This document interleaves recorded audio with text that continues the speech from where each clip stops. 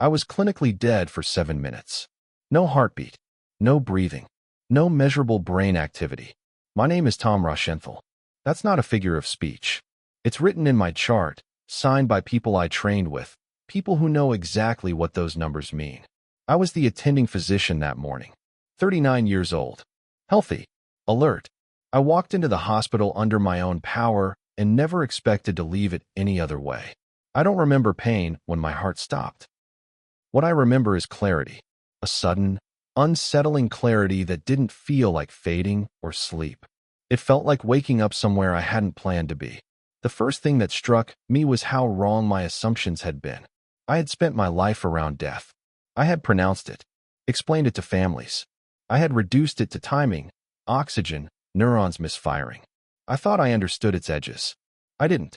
When I crossed whatever line exists between being alive and not, there was no tunnel. No review of my life. No dramatic pull. There was a quiet awareness that my body was no longer involved. I was aware before I was afraid. That's what disturbs me most. I knew who I was. I knew where I had come from. I knew my name, my job, my history. But I also knew, instantly, that none of those things had followed me. There was no sense of drifting. I wasn't floating. I was simply present, fully awake. More awake than I had ever been during any surgery, any emergency, any long night on call. And somewhere in that awareness, without sound or language, I understood something that has never left me. I had run out of time, not in the way people usually mean it, but in a way I had never considered before. Before that day, my life was ordinary in the most comfortable way. Predictable, structured, safe. I was a doctor because I liked control, protocols, clear answers. If something went wrong, there was a reason, a cause, a chart entry. I trusted systems because systems had always worked for me. My mornings were routine. Coffee in a travel mug. A quick scan of overnight laps. Small talk with nurses I'd known for years. I wasn't unhappy. I wasn't searching for meaning. I thought that was something people did when life went badly. I believed in being decent. Showing up. Doing the job well. I believed that was enough. Faith, to me, was a psychological tool. A coping mechanism. I didn't mock it, but I didn't need it. I thought belief filled gaps left by fear.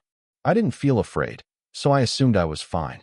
If you asked me about Jesus, I would have said I respected the moral framework, historical figure, cultural influence.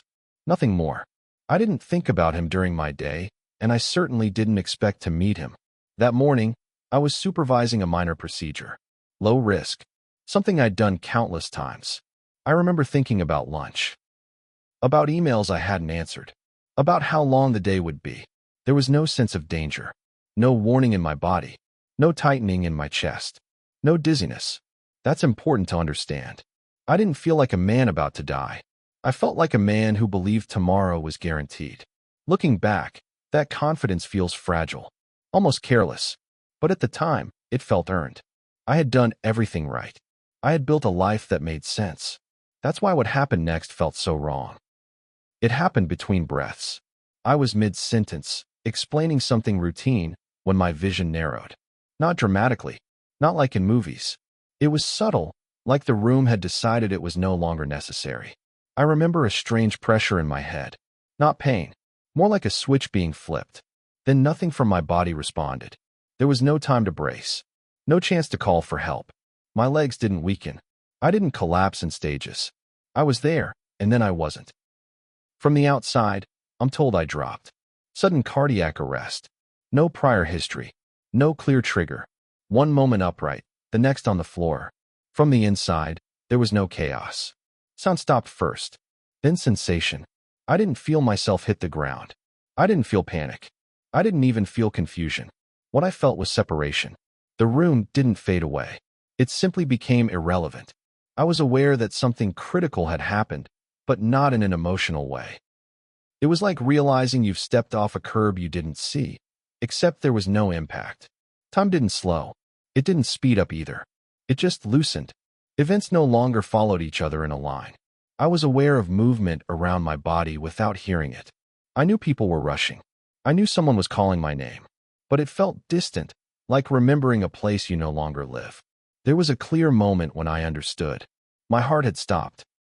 That knowledge didn't come from medical reasoning. It came fully formed, without thought. And with it came something else. Not fear. Not peace. Expectation. As if something, or someone, was about to arrive. I became aware of my body the way you're aware of an object you've set down and walked away from. It was below me. That's the only direction that makes sense.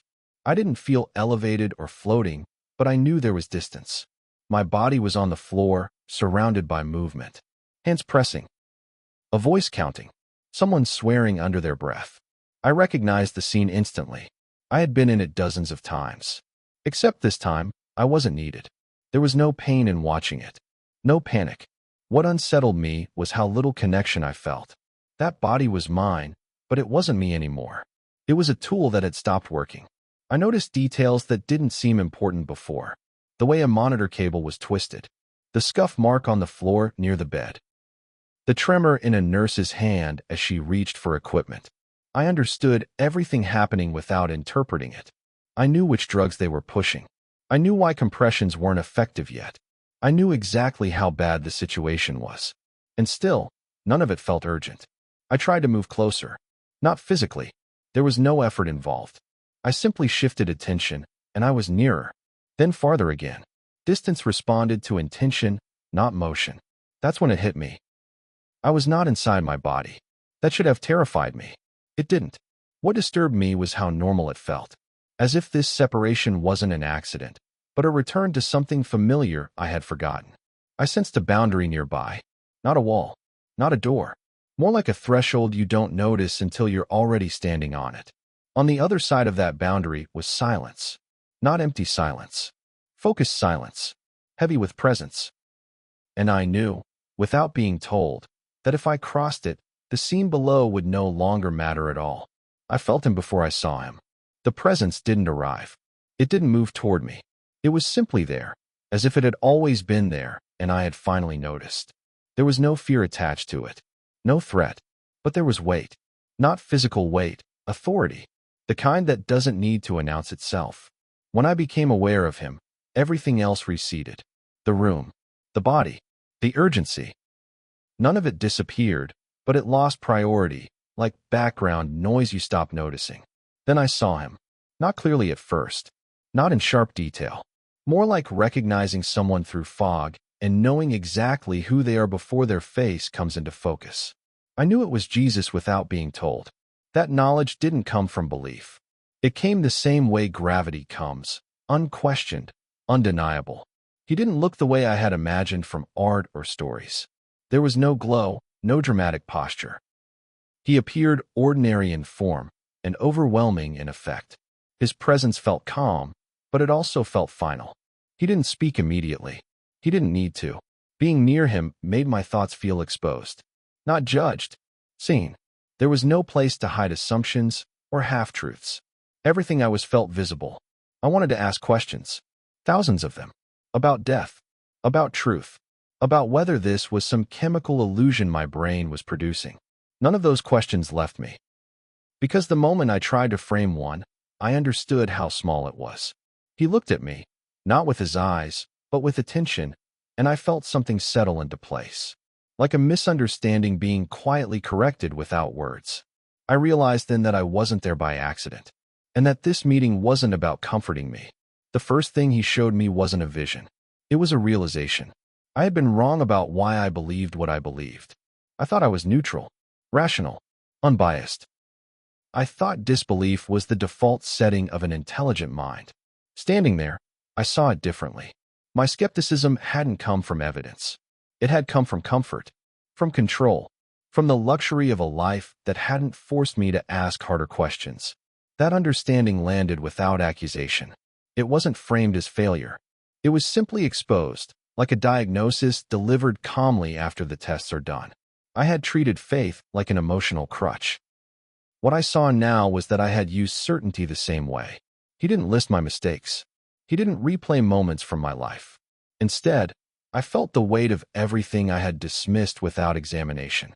Every time I had reduced something vast into something manageable so I wouldn't have to engage with it. I understood that knowing facts isn't the same as knowing truth.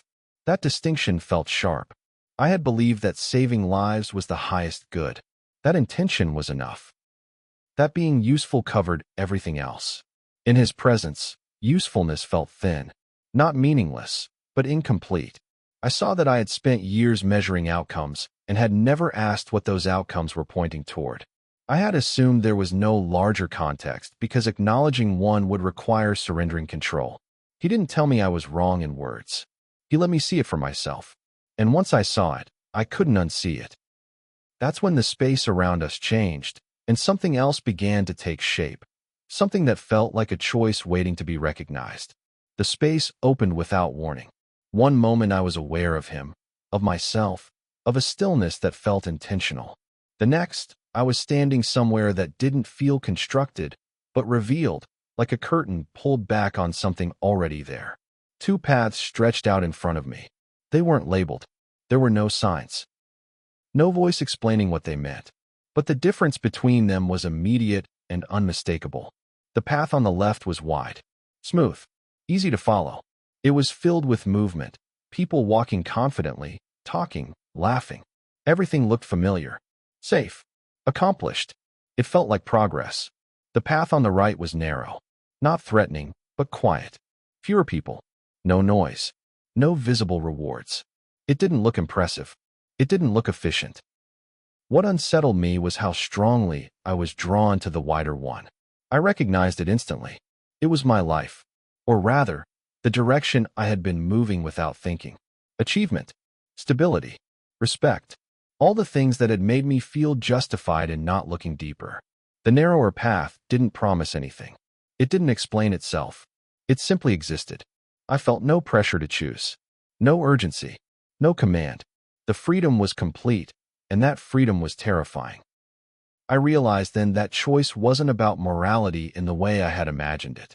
It wasn't about good versus bad. It was about attention, about what you orient your life toward without noticing. I became aware that I had already been choosing for years. Not actively, not consciously, but consistently. The paths didn't move. They didn't close. They waited. And I understood, without explanation, that one of them slowly numbs you while telling you everything is fine. And the other wakes you up, whether you're ready or not. The wide path shifted.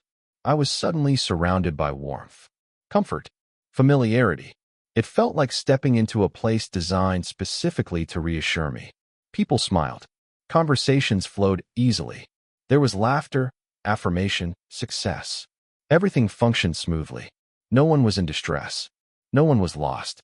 It felt good to be there. Too good. I noticed that no one ever stopped walking. Not because they were rushed, but because stopping wasn't part of the design. Movement itself was the goal. Forward, always forward, without reflection. I saw versions of myself there. Older, successful, respected, calm.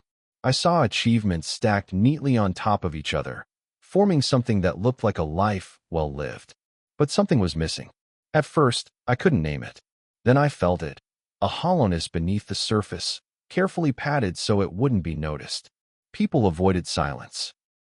They filled space instinctively, not with fear, but with habit.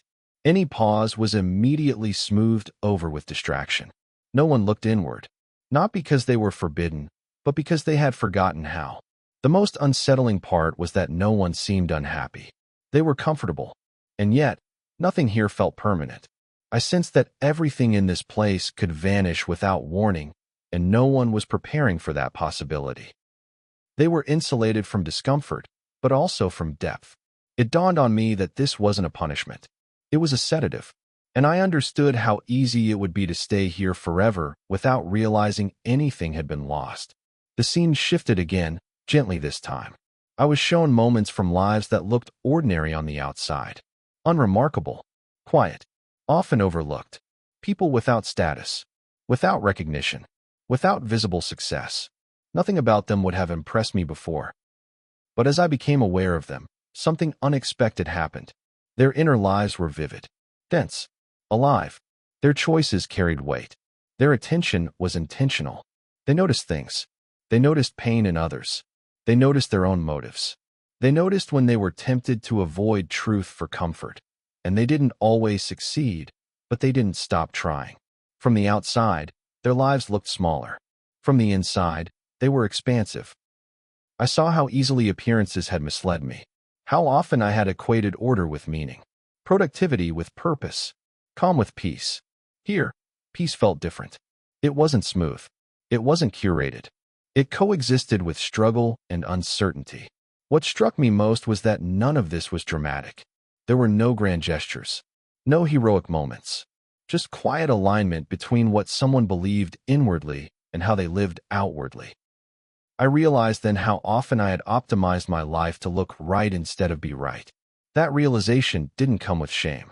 It came with clarity, the kind that forces you to see how much energy you've spent maintaining surfaces. And as that understanding settled, the presence returned to the forefront, heavier now, more urgent, and I sensed that the time for observing was ending. The urgency didn't arrive as fear. It arrived as pressure, not pushing me forward, not pulling me back, just compressing everything.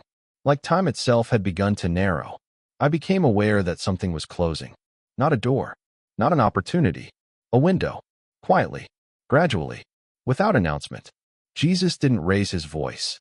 He didn't point. He didn't explain, but I felt the weight of something ending. It wasn't about disasters or events.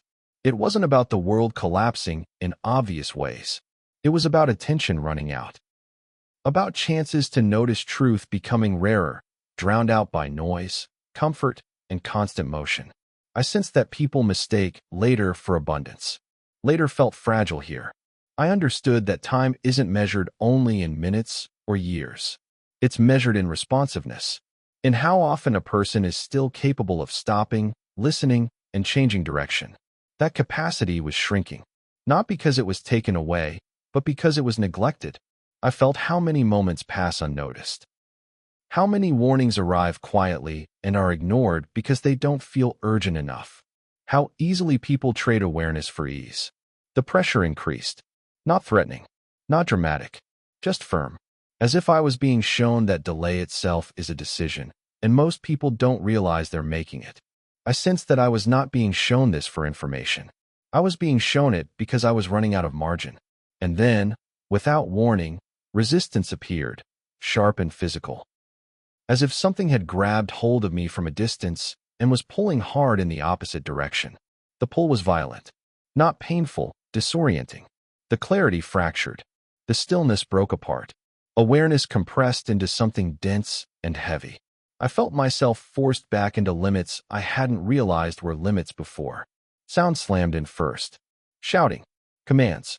A rhythm I recognized instantly. Compressions. Then pain. Real pain. Blunt. Overwhelming. My chest burned. My lungs fought. My body felt like it had been dragged across something sharp and unforgiving. I gasped, not because I chose to, but because my body demanded it. Confusion flooded in. I couldn't tell where I was. I couldn't tell how much time had passed. My vision pulsed. Lights flared too bright, then dim. Hands were everywhere. Someone said my name. Again and again. Like anchoring a drifting object. I felt anger. Not at the pain, at the return. I didn't want to come back. That surprised me. I wasn't peaceful in the way people describe. I was frustrated. Everything felt slower, smaller, noisy, heavy. The memory of what I had seen began slipping immediately, like trying to hold water in your hands. I fought to keep it, to remember the pressure, the clarity, the presence. My heart stabilized. The room steadied. Someone laughed in relief. Someone swore. 7 minutes, they told me later. 7 minutes without a heartbeat. As my body reclaimed me, one thought stayed intact, sharp and unmovable. I had been sent back, not finished. I didn't come back with answers. I came back with awareness. I still work in medicine. I still trust science. I still value evidence. But I no longer confuse explanation with meaning. What changed me wasn't seeing Jesus. It was realizing how much of life happens on the surface, and how easy it is to stay there forever. People think urgency comes with noise, with panic, with signs you can't ignore. It doesn't. It comes quietly. It feels like a nudge you postpone, a thought you drown out, a question you don't make time for. Nothing dramatic has to happen for time to run out. It runs out while you're busy. I don't tell this story to convince you of anything. I wouldn't have listened either. I tell it because I know how normal it feels to assume there will be space later to think about what matters. To assume awareness is always available when you're ready for it. That assumption is fragile. If there's one thing that stayed with me, it's this. Pay attention while you still can. Not out of fear, out of honesty. Because what waits beneath the noise is real, and it doesn't force itself on anyone. It waits,